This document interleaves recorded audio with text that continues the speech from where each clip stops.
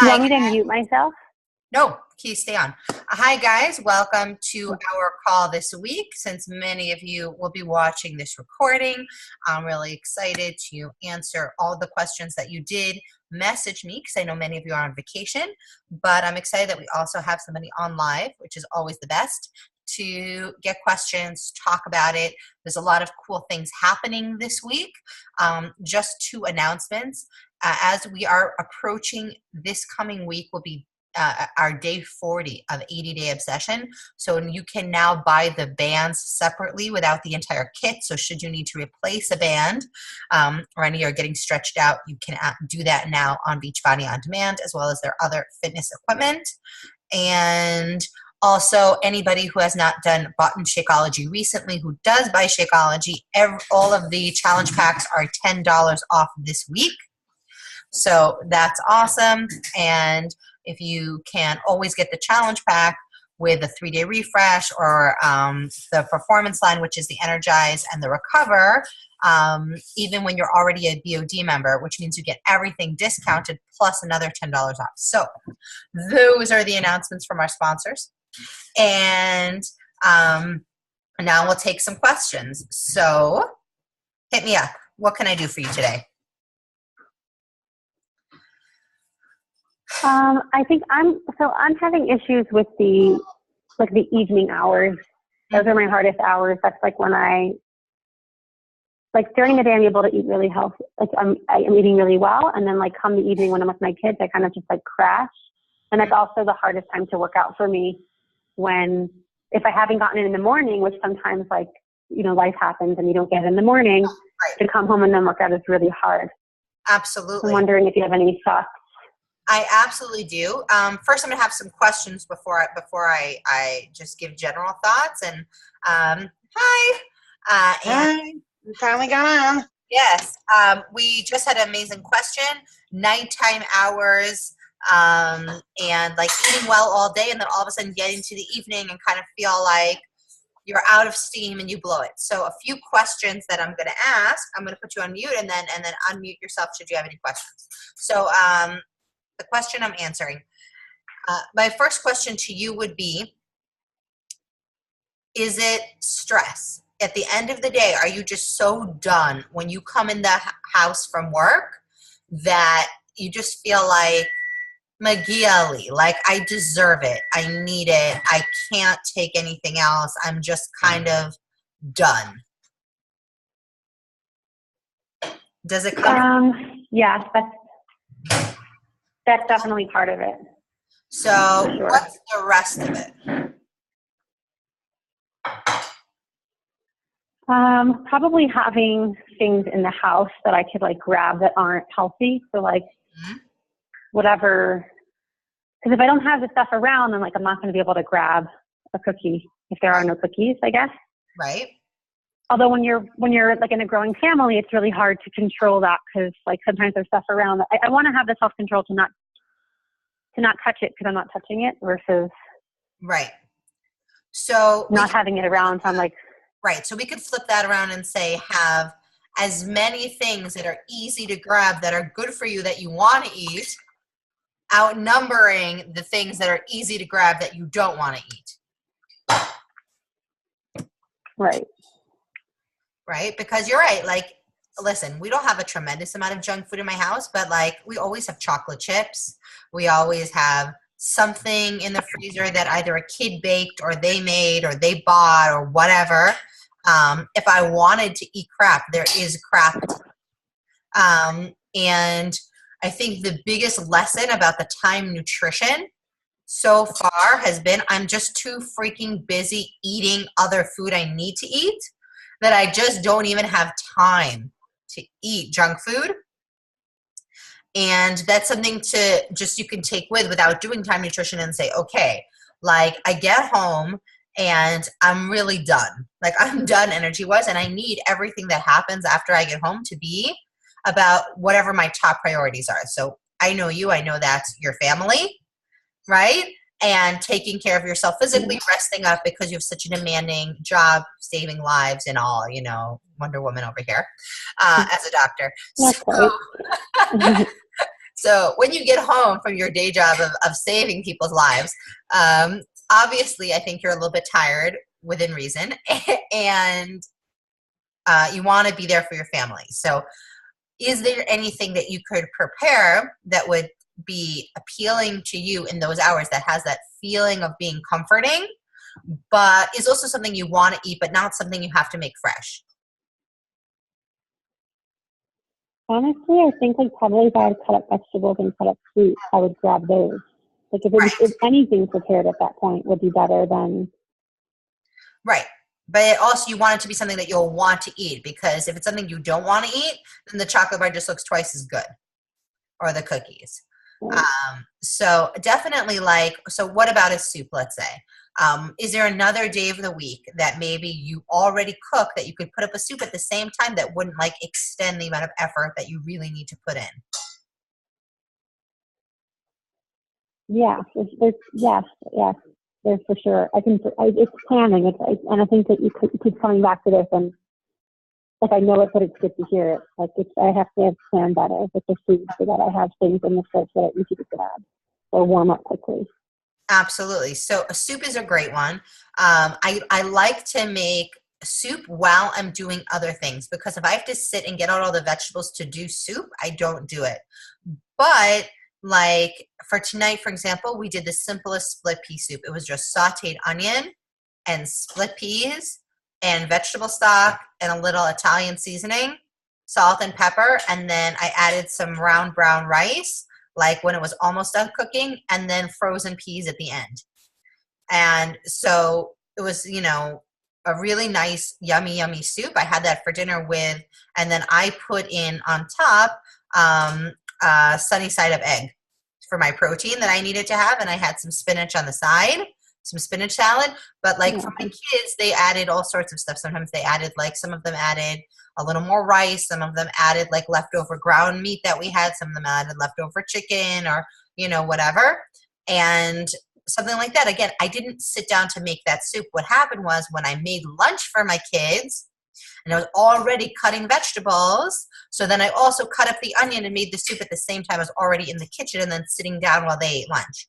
And then it just sat out till dinner time and on the back. So for me, anyway, I find that as long as I don't have to add another thing to my to-do list, and it's something that's going on at the same time something else that's already on my list is going on, that's really helpful. Mm-hmm. Okay, it's a really good idea. But let's talk about that. So usually struggling with nighttime eating is generally relationship and stress related. So we're not going to call anybody out on their relationships, but it's something to think about. Mm-hmm. Like, how could I have a more romantic evening? How could I have a more connected, intimate evening? And that doesn't always mean intimacy itself. It means just connection, when we're really connecting with somebody else, when we're really into it, we're not hungry. We're not thinking about food, whether it's, the group on Facebook or it's your spouse, or a lot of us have spouses. Like I see my spouse maybe twice a week in the evening, like just scheduling wise, like he has football or he gets home later from work or whatever, 2-3 times a week, excluding Shabbat is all I really see him in the evening. So it could be having a friend that you call or being in the group or texting with somebody that, again, when you feel connected, we're much less likely to then look for that emptiness in the food. And it doesn't mean that we're depressed even, that emptiness. It means that when we spend our whole day giving to everybody out there, especially as women, at the end of the day, we need somebody to be filling our cup a little bit. And that's really, really important. For me, the issue for me, like the hard window for me is before my husband, like before the kids are sleeping. It's like that's when it's like I'm in the middle with the kids and I guess like I'm still thinking about work, but I'm trying to be there for them and I'm trying to get their dinner set. And all of a sudden I'm starving, so I realize that I haven't eaten since whatever the last time I ate was, 12 o'clock. And then it's more than when I'm with the kids that I struggle. The truth is that I think with the pregnancy, like after 7:38, I'm not even hungry anymore. Mm-hmm. So So it's actually, I think, more when I'm with the kids. That's when I just make this kind of less great choices. but do you And hear I'm how not you even did it? enjoying what I'm You eating. just solved your own problem. You just realized what the problem is. Your mind is half at work and half at home, and you haven't eaten since noon. Right. You literally figured out you solved your own problem. I'm just a bystander here because that's amazing. You just figured it out. So what can you do to take to make it easier for yourself to have that time with your kids without your mind being at work? Right? There's a few things you can do. What's something, the first thing that comes to your mind that you know yourself? Well, the first thing that comes to your mind. In terms of food or something else? Well, the food, like we said, is you haven't eaten since noon and you're trying to be in both places at once, right? You haven't shut off work mode yet and gotten into home mode. So is your kids' dinner something you can also eat?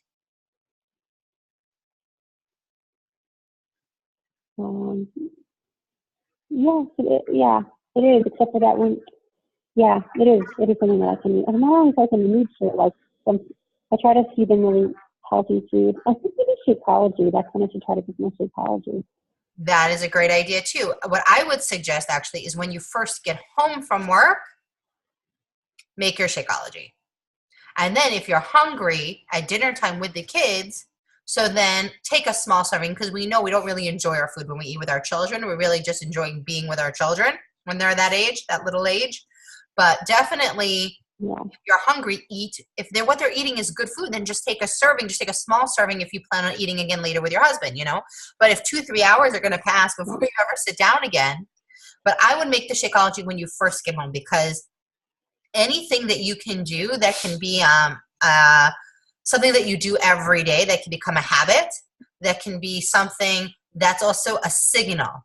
Like when I get home and I make my Shakeology, that means I am no longer thinking about work. Now I'm redirecting, like I'm taking in all those vitamins from Shakeology and I'm taking all that in, and now I'm going to focus on my kids. I'm going to be present and I'm going to enjoy this, because this is why I go to work. So I can enjoy this when I'm home and not be at work. And for me, like for example, when I go to take the kids to school, I make something hot to drink. So I was drinking coffee for a long time, and then because I did my workout so close to it and I was having energy, I was just having too much caffeine close together. So I switched to tea. But I realized that having something hot makes a big difference. And I do the same thing in the evening. I'll make myself a cup of tea, because I'm not going to eat my dinner till after they go to bed, to drink and sip while I'm doing bedtime and showers and bath time and stories. And I put it in a to-go cup with a lid so I don't spill hot tea on anybody. But I find that having something, when I make that cup, it's my reminder to slow down, to focus. This is the good part of the day, even when it drives me crazy. This is the part that I want to be good, And that's really nice. It's because otherwise I get totally overwhelmed in, there's 5 of them and there's only one of me, and these 2 are bickering, and this one forgot her homework, and that one is like this, right? It's just tonight. I was like, this one has a form for a chiul, and it was like, but as soon as I made my tea, took a deep breath, I'm like, okay, how do I want this to go? That intentionality. And if you could do that with your Shakeology, then that's even better, because then also you've literally put some nutrition in your body. So now you actually have the physical energy to act on that intention. And my secret for not eating after, like if your husband is not around at night, or even if he is, but whatever, or your spouse or whoever, is nice PJs. Nobody eats ice cream and chocolate and gross like food like that in satin PJs. So get yourself really good PJs. And a lot of the nighttime eating will, like the desperate eating at the end of the night, will very, very much go down. It's a proven thing. It's not it's not just a trick. It's a real thing. It's why after you have crappy PJs all the time and you're stuck with like nursing spew all over you, like of course you eat like crap. Yeah. Like, so true.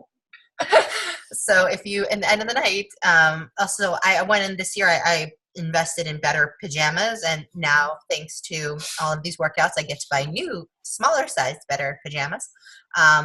But it's really important. Again, it's just going back to that self-care, that intentionality, and that taking care of ourselves in a easier, more positive way. Okay, more questions, anybody?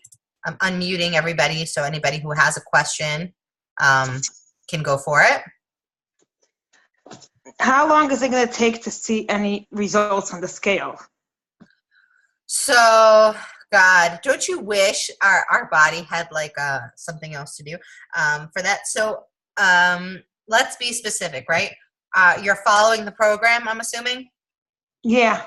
Following I did not follow it in the beginning of the, I was not following the food, but for the last 2 weeks I've been following the food. So 2 weeks after 14 days, you're like, show me the scale, which is okay. Nothing. I'm just like, not an ounce on the scale.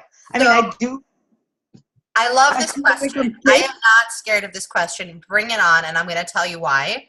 Because I felt a little bitchy that I'd only lost 3 pounds in phase 1. But I did lose 10 inches until I'm reading and I'm scrolling and they're like, I lost 20 pounds and 7 inches. I lost 15 pounds and 6 inches. I lost 20 pounds and 10 inches or 15 inches. And I'm like, wait a minute here. Wait a minute. You're telling me that somebody lost 20 pounds and they lost less inches than I lost and I only lost 3 pounds? What are you going to define as your results? And it's true. I definitely feel like I have a better waist. I see. So you lost. But I'm still like huge. What can I tell you? So let's be honest, right? Where is that going to come from? Is that going to come from 2 weeks? Or is that going to come from 2 weeks and 2 weeks and 2 weeks and 2 weeks? Of course it's going to take time. But I should see something on the scale. But did you just say you see your waist is smaller? I definitely do, yes. So what does that mean? It's discouraging not to see it on the scale. I know. I feel like I'm eating more than I've ever eaten before. Then why am I going to be able to see it on the scale? That's what I keep asking myself. I'm eating more than I've ever eaten. I know. It's craziness. You know how much I'm eating this week? It's crazy. I'm eating 2,300 calories. I've never in my life eaten 2,300 calories. I'm telling you, I've never eaten this much. And then I wonder, am I really following exactly? And your waist got smaller. Yeah, my waist did get smaller, but but nothing's on the scale. So what does that mean? And I don't go on the scale every day. I once a week. So I went on this morning. Right. Listen, I get it. I totally hear you. We're all different, right? We're all different. And I am now no longer afraid of that number. It still bothers me. I'm going to be honest with you. I'm putting it out there. That number still bothers me. That it's literally 20 pounds more than I would like it to say. But the last time I was 20 pounds lighter, I was wearing the same clothes that I'm wearing now, and they look better now. So I have to keep reminding myself I live in a different universe. We no longer live in the skinny, starving people universe, guys. And I know there's a temptation to go back there. There is a temptation to go back to skinny, starving people universe where people don't. I keep saying I should go to plan A. Right? I keep thinking I should go to plan A. But here's the thing. We're eating more than we've ever eaten. We're eating better than we've ever eaten. We're getting stronger than we've ever been. And our waist is getting smaller. Okay? And if we continue to stay consistent, our body is going to keep getting smaller. And we will lose some weight because we're not going to turn into pure muscle. We just don't have the testosterone for that. So we are going to lose some weight. We know that phase 2 is about building muscle and eating more. And that's why we have refeed days and all these things to help us to build more muscle. And we know that in phase 3, we have deplete days where we have days with lower carbs and days with different things that are going to reduce. But I had this not just on 80-day obsession. I've had this throughout working with Beachbody. And there are so many people who work with Beachbody in our groups who just drop weight. Okay. And the scale just drops for them. Okay. And I can't say I haven't lost weight. Because I'm going to say this number, and this is being recorded. This is insane, but I'm going for it. I started at 210 pounds after my 5th pregnancy. 210 pounds. The most I've ever weighed in my life at a size 15. You got muted there, so I don't know if it was, but I'm sorry. I got a phone call in the middle. But, okay. Okay. So 210 pounds, and I now weigh 174. Okay, I went from a size 15 to a size 10. Okay. Yeah. Now, and this is all with following the different Beachbody. Just following the plans. And there have been many months that I have gotten stronger and that I have not lost weight. But here's the thing. When you stick with it and you don't go all over the place, then you just see those results stack up and stack up and stack up and stack up till your body is completely different. I could never, the only way that I ever got from 175 is a weight 174 where I am right now is a weight I know well. It's usually my 12, 14 weight, and I'm a 10 leaning into 8, size 8. Like that's my end of 80-day obsession goal is to be a size 8. And like, I'm just going to have to accept that I don't know what number that looks like anymore. But just don't know what 8 looks like when you're this healthy. I don't know. But it is crazy. It's crazy. It's crazy that the number doesn't mean anything. The number doesn't mean anything. We had somebody in the group who really invested to go get scanned. Okay. And you can do this if you really feel like you need numbers and not just inches, okay? And not just feeling the difference in your body. She went and got scanned. And when she started the programs 6 months ago, she weighed a certain number. I think it was like 145, okay? And she was 30% body fat. That's high. That's very dangerously high. That's overweight, obese high, okay? After 6 months following the nutrition plan, 21-day fix, 21-day fix extreme, not even doing 80-day obsession yet, okay? Just the basic programs, Shift Shop, I think she did. She was the same exact weight, and she was losing her mind, but she went and she got scanned, and she lost she went down to 23% body fat. Yeah. That's in the health. That's the point. We're trying to lose our body fat. And of course, her body looks completely different now, but she was so stuck on that scale. And I'm telling you, I own one of these little machines that you hold on that takes your body fat. And I could ask my husband, I've torn my house apart trying to find this thing so that I can have some proof, to the point that I've been debating going on Amazon and just ordering a new one, which you can do if you really are willing to get your head there. Okay. Yeah. But I'm not going to lie to you, especially for us Jewish women.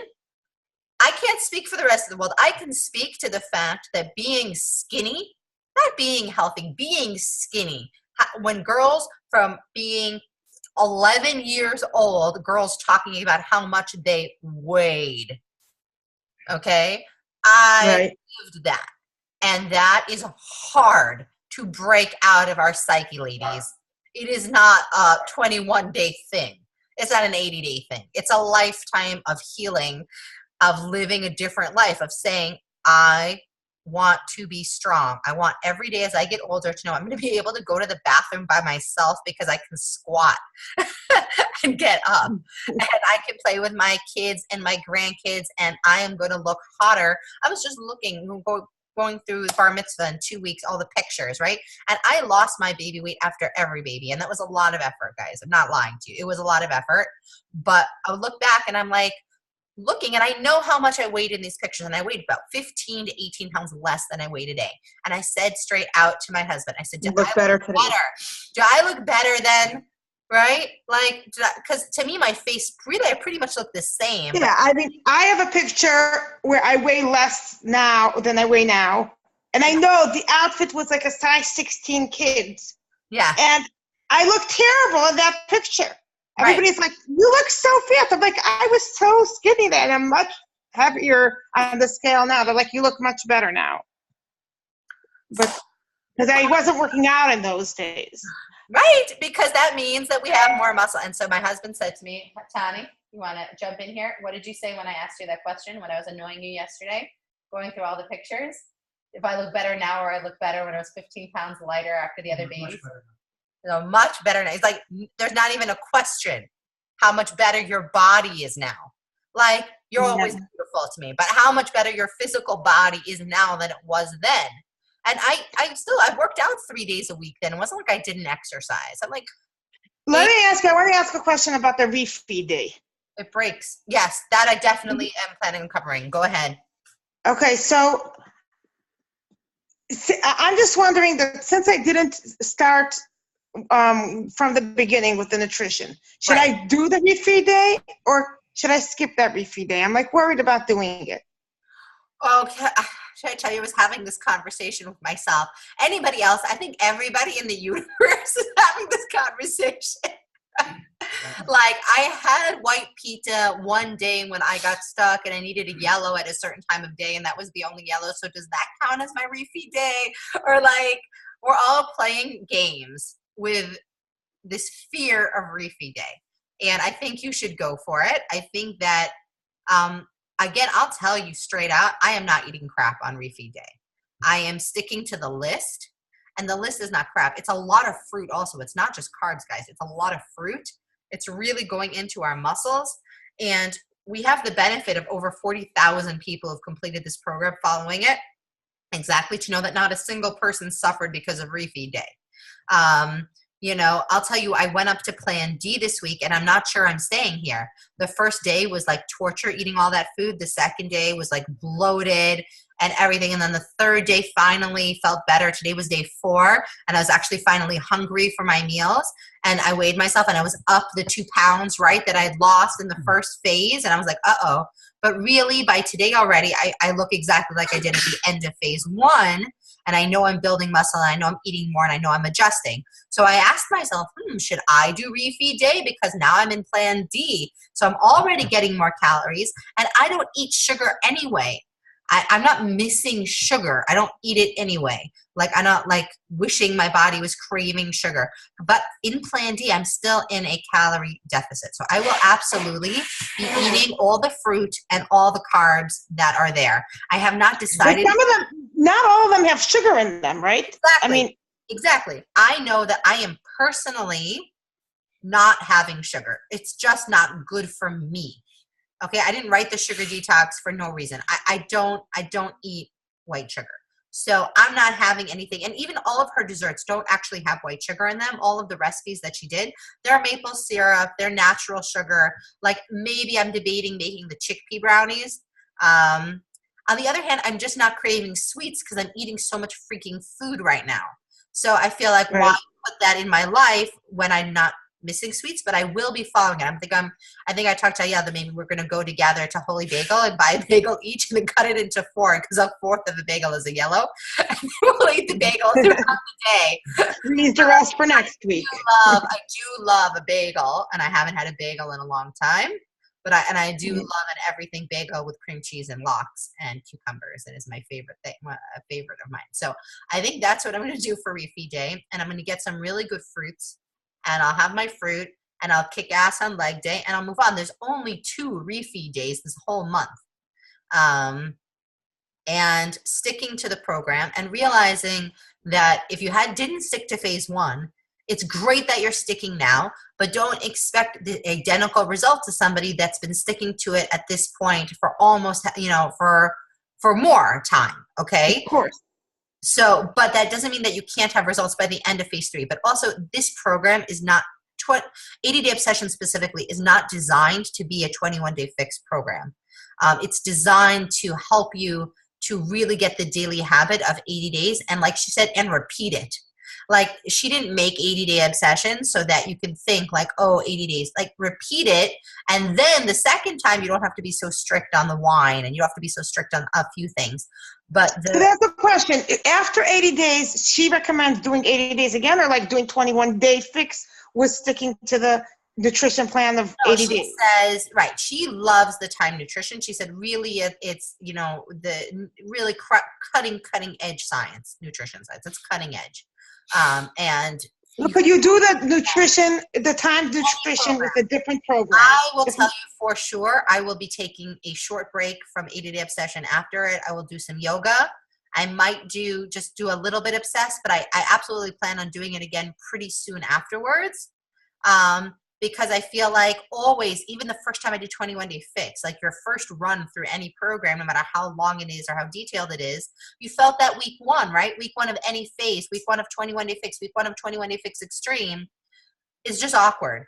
Like you're learning as you go. And I feel like every week I get better, and also switching around the eating plans. Like I feel like by the time it's over, she's on her third round already. You know what I mean? Like I'm definitely going to do it again, and I'm enjoying it. I'm really enjoying it. And the moves are so different and so interesting every week. I'm really enjoying the challenge. So I absolutely, but then I'm sure that I'm going to go back and I want to do Shift Shop and I want to do other programs. But I will be taking this time nutrition with me, because exactly what started this call tonight, this like getting to 2 o'clock and realizing, or at 6 o'clock at home and realizing I hadn't eaten 4 or 5 hours, that was 100% me. And I learned to be more consistent in terms of eating something every few hours, but I would absolutely still get to the end of the day and have containers left over, or, you know, have finished certain containers too early. Like I never really spaced out my vegetables and my carbs. Like I'd like to have all my carbs like early in the day, like 2 slices of bread at a time. And like to really spread out my food throughout the day is just good. I feel better. I'm eating more. It's all good. I'm feeling much better, and I'm just eating tons, but I'm feeling like I'm not hungry.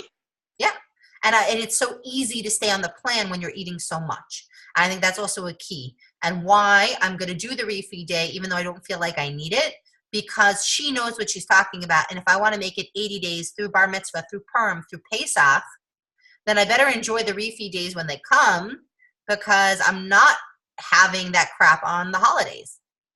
So yeah, that's my answer. And to the scale, it's mindset, and it's trust, and it's patience, and it's believing that nobody knows our number but us, unless you're an idiot and you say it on recorded television like I did right now. And my lesson. That's what you get. Be your role model. You got to put yourself out there. Any other good questions? Oh, I did, while you guys are thinking, we only have 10 minutes left. So think, ask now. I wanted to just show the refeed day meal plan. Again, obviously it's different for each group, but here, as you can see, I'm just going to read it out loud. Breakfast, you have your pre-workout meal has a fruit and a special carb. Your post-workout meal has 2 special carbs. Your meal number 1 has a special carb. There is tons more carbs and fruit. There's so much more sugar that you're going to be eating that day. And for some of you guys, that's going to feel amazing. But just like if you watched Weekly Obsession, one of those 6 people felt like horrible after eating all that sugar, even healthy sugar. So I know I'm probably going to be that person. Too much sugar, even good healthy fruit sugar does not sit well with me. But that's okay. Oh, it's Ayala, and she's here for the last minutes from London, everybody. Hi! I just came to say hi quickly. Hi! Hi! So I'm just saying that some of you are going to feel incredible on refeed day. The next day, you're just going to feel amazing boost of energy. And some of you are probably going to be with me and whining that we have a headache and our tummy hurts, and that's okay. But that's also why. A question. No sugar. Where do you get that book? Oh, because I Ayala bought for me as a present, and she got it on Etsy. They sell an 80-day obsession journal. Oh, You I'm can gonna go look for it. go. You can go look for it. I'll look when I'm back home. I can try to find the link, and she makes one for every plan. And I ordered it when we were first starting, and I knew Lily and I would be going up to C. Back then, I'm still struggling with D, but I'm waiting a whole entire week to go back. Wait. Okay, so we're gonna have to talk. I was about to say, but I feel so bad because we went up to D, and I didn't get the journal for D. Right. You're gonna go back to C? I'm waiting to see. The first 3 days were rough. I was bloated and my tummy, like, it was hard to eat all that food. So I can't. But I'm getting better and better every day. Because I've been doing D the whole time I've been away. Yes, and you love it. But, well, no, it's kind of like when Autumn was away. I'm doing my workouts every morning. And then walking a gazillion hours. I'm walking 15 kilometers a day. Right. So you're burning all those D calories, which is good. I'm adjusting. Like today I was hungry for all my meals, but still I feel very overly full as I'm eating them. It just feels like so much food at one time for me still. But I'm giving it a full week, and I'm going to see my results at the end of this week, and then I'll decide whether I'm going to give it a second week or I'll go back down. I'm going to have to see what D is like when I'm not when I'm not active during the day. Just only having the workout, because I mean the amounts of walking that I've been doing has just been insane. Yay, I'm so happy. You look gorgeous. Thank you so much for coming on, guys. We had an amazing call. I just want to say goodnight before it shuts off, and we can keep chatting till it does, but it will be over soon. Wait, so you spoke about Refeed Day and Autumn's video? I just saw that she did a video like an hour ago on the coach. You haven't watched it? So she didn't. I just saw an hour ago. Literally my phone was dead all day. I just turned it on now. And I'm like, oh my gosh. She spoke about Refeed Day. Yeah. I didn't watch it. I just saved it so I can watch it later. So watch it and then I guess share what she said. And I saw that Lori, I think, filmed some of it and posted it in the Flawless 80-Day Obsession group for whoever is on that also. I will do that now. After this call, guys, I will film it, the video on Refeed Day, and I will post it in all of our groups. For those of you who are doing 21 Day Fix Extreme, that's carb cycling that is similar in that you have, days where you have more carbs or less carbs. There's a lot of fruit. It's not just about the carbs, guys. There's a lot of fruit also on Refeed Day. And again, I'm going to be choosing from the salty things on the list. Like I said, I think I'm having a bagel and dividing it into 4 for my Refeed Day. I will not be having. I'm excited to have pretzels. Right, pretzels. That's what I'm going for. Again, that's because I know my body and I know I do not do well with sugar and I'm not craving it. So why would I have it? Right. Well, also, I assume you spoke about that a Refeed Day is not a cheat day. It's not like an all for, just throw it all up in the air and just pick whatever you follow things in the list and only the treat recipes that are on the list. Yes. Right. So, okay. Oh, Nama, it's so good to see you. You are doing so amazing. You are just getting those workouts in. Are you eating enough? Did we discuss that with her now that she's finally on a call? Are you eating enough? We got it all in. Okay. We did. We talked about nighttime eating and intentionality with what we're doing, and like just stress release and staying consistent, and how the time nutrition is something I know I'll be taking with in the next programs that I do. Mm-hmm. Not just this one. It has. I can just tell you, it has saved me being on vacation. It gives a sense of order and control that even when you're away, or even at breakfast, you're just so much more aware of saying, okay, my meal needs to consist of a protein, a carb, a vegetable, and then you stop and think and you really choose what you want, and really make sure it works for you. You're not hungry. If it was at home, that amount of food would fill you. It's just that you're sitting around longer. You don't have to go rush and deal with the kids. So with that, it really helped me stay conscious. The pre and post workouts while working out on vacation also helped just schedule the day. And then even when I was out, it was a little bit funny. Like my husband knew, I just had to have some food in my bag to take with me. The worst thing that happened, oh my God, just to share with you guys before I get cut off, how I prepared a bunch of stuff and I froze and brought with me. Right. Some muffins, some of those spinach pancakes, those cheesecake pumpkin things. I made them, I froze them, I brought them. And all of a sudden, we realized, like I took something out like last night and then again this morning, the mini fridge was broken and it wasn't cooling anything and all my stuff spoiled. I woke up and I wanted to grab the pancakes this morning before I went to the gym to work out. And I took a bite. I'm like, my pancakes are spoiled. Anyway, I gave it to them at the front desk and I'm gonna have a talk with the manager. I'm like, you don't even understand. I'm like, you don't get what you just did. Oh No, we had also bought some kosher food that we kept here because in the city of London, it's not easy to get kosher food. So we had stuff for me that whenever I needed to be able to take something or grab something, or when we got back to the hotel or whatever, I'm like, forget the fact that it's probably about 30, pounds worth of food, which is about 150 shekel worth of food. Right. So I'm like, forget that. I'm like, I needed the food. Right. Absolutely. So, but they were amazing.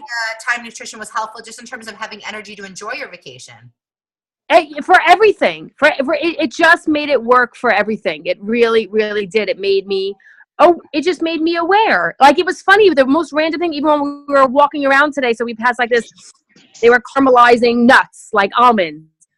And I decided, like, I'm okay with that. I wanted to get that. I knew I wasn't going to have food. Everything got spoiled, so I didn't have the healthy fat that I prepare that I can take with me, like in terms of my muffin or whatever. I'm like, you know what? But it made me aware of how many to take, like in the cup that they gave. It's just things like that. It was just, it was just really, it's really been great. Or like at breakfast, and I said to them, I'm like, I need some hard-boiled eggs, and can you give me to take some carrots and cucumbers, because that's been the hardest, is having a vegetable with anything that I grab, It just makes it very doable.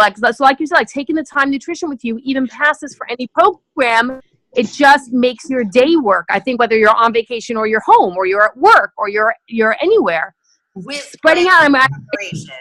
Because again, you were able to roll with it because you planned and prepped and you were in the mindset of, I'm doing this. And I think everyone I've talked to who's struggling